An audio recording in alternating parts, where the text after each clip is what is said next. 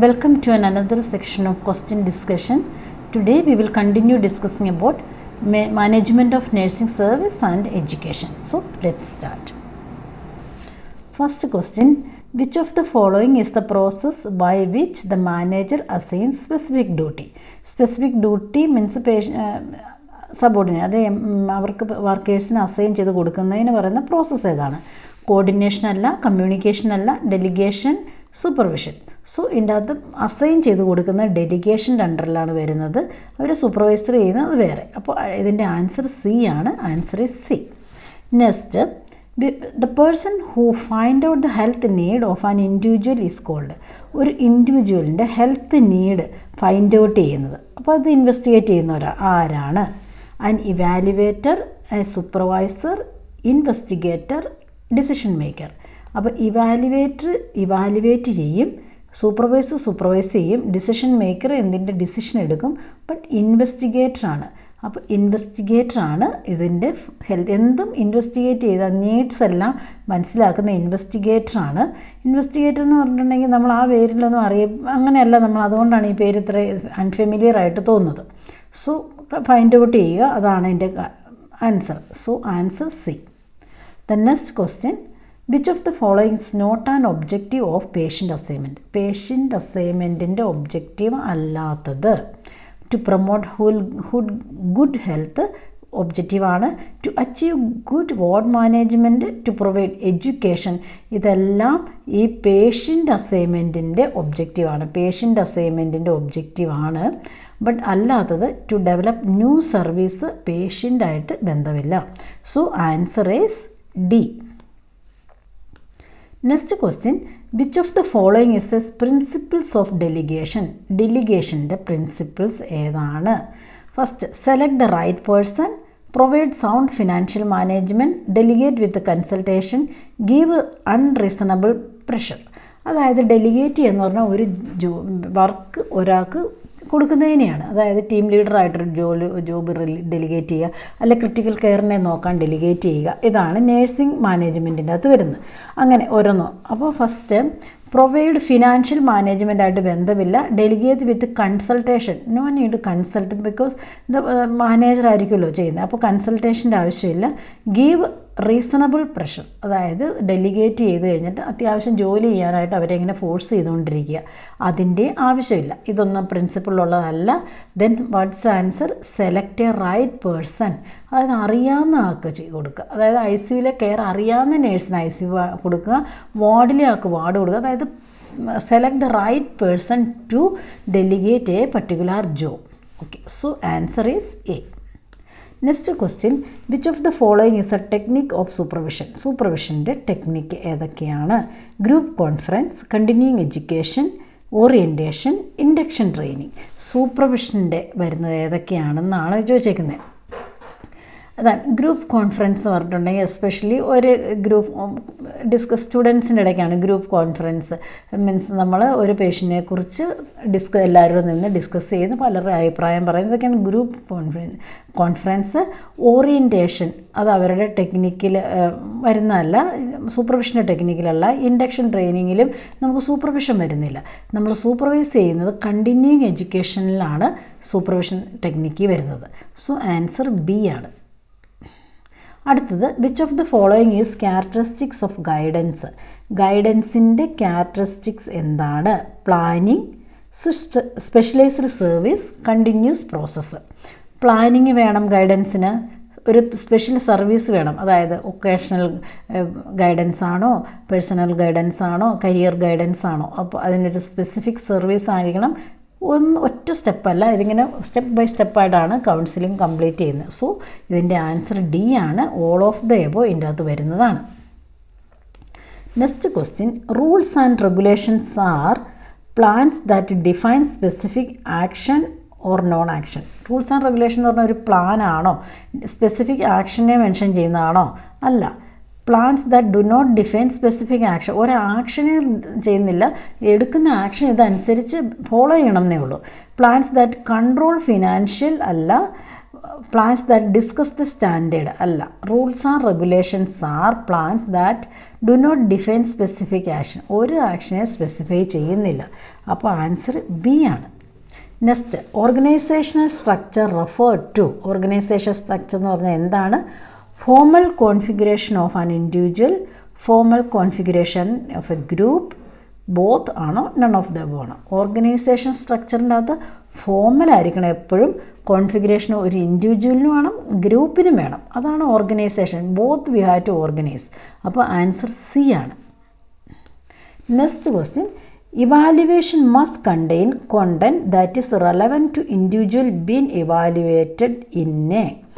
That means ഇതൊക്കെ ക്വസ്റ്റ്യനൊക്കെ 2 പ്രാവശ്യം വായിക്കണം കേട്ടോ. Evaluation must contain content that is relevant to individual been അതായത് നമ്മൾ വാർഡിലൊക്കെ ഇവാലുവേഷൻ കൊടുക്കും ഒരു പോസ്റ്റിംഗ് കഴിയുമ്പോൾ അല്ലേ.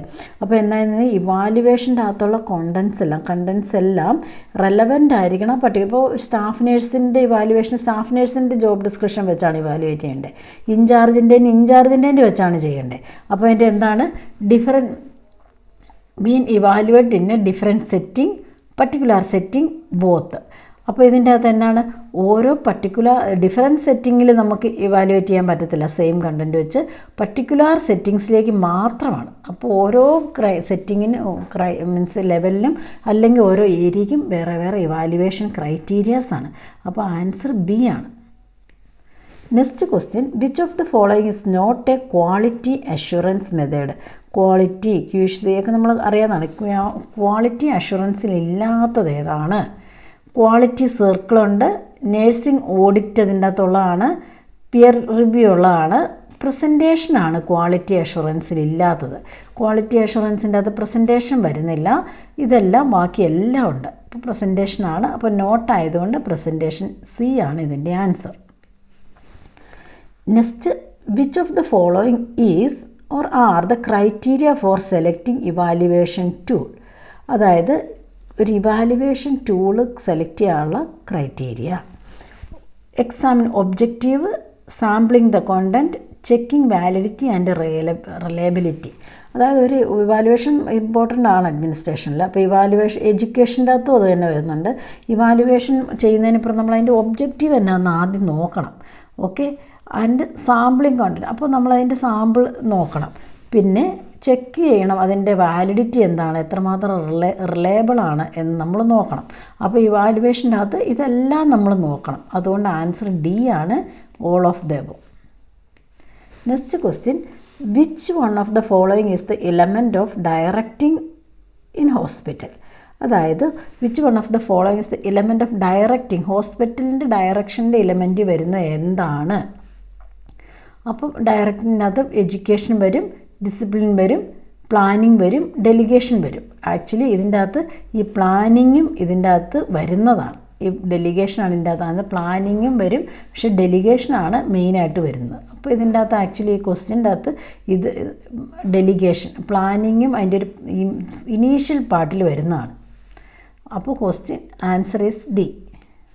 So which of the following is not a managerial function? ഇതിൽ മാനേജറിയൽ ഫങ്ഷൻ അല്ലാത്തത് ഏതാണ്? Planning, collection, direction, motivation. അപ്പോൾ നമ്മൾ ഇത് കുറേ തിങ്ക് ചെയ്താൽ തന്നെ നമുക്ക് എഴുതാം കേട്ടോ. പ്ലാനിങ് മാനേജർ പ്ലാൻ ചെയ്യണം, ഡയറക്റ്റ് ചെയ്യണം, മോട്ടിവേറ്റ് ചെയ്യണം. സ്റ്റാഫ് മോട്ടിവേഷൻ ആദ്യം തന്നെ വേണ്ടതാണ്. ഇല്ലാത്തത് കളക്ഷനാണ്. കളക്ഷൻ മാനേജർ തമ്മിൽ യാതൊരു ബന്ധവും നമ്മൾ ഒരിടത്തും വായിച്ചിട്ടില്ല. But so answer is B. അടുത്തത്, which of the following is not included in selecting control in material management? ഇതിൻ്റെ അകത്ത് which of the following is not included in selecting control in material management? അപ്പോൾ material മാനേജ്മെൻറ്റിൻ്റെ അകത്ത് ഇല്ലാത്തത് എന്താണ് എന്നാണ് question. അപ്പോൾ ഇതിനകത്ത് ABC എന്നാണ്, ABC അനുസരിച്ചാണ് ഇത് മെറ്റീരിയൽ മാനേജ്മെൻറ്റിൻ്റെ കേട്ടോ. അപ്പോൾ ഒരു മെറ്റീരിയലിന് ഒരു കുറേ മെറ്റീരിയലാണ്. അപ്പോൾ അതിന് ABC അതിൻ്റെ കാറ്റഗറി എയും BCയിൽ അതിനെയാണ് ഇതിൻ്റെ അകത്ത് ABC എന്ന് പറയുന്നത്. അപ്പോൾ അത് മെറ്റീരിയൽ മാനേജ്മെൻ്റ് ആയിട്ട് കണക്റ്റഡ് ആണ്. അപ്പോൾ VED ആണ് അടുത്തത്. VED മീൻസ് അതിനെ മെറ്റീരിയൽസിനെ 3 ആയിട്ട് കാറ്റഗറൈസ് ചെയ്യും.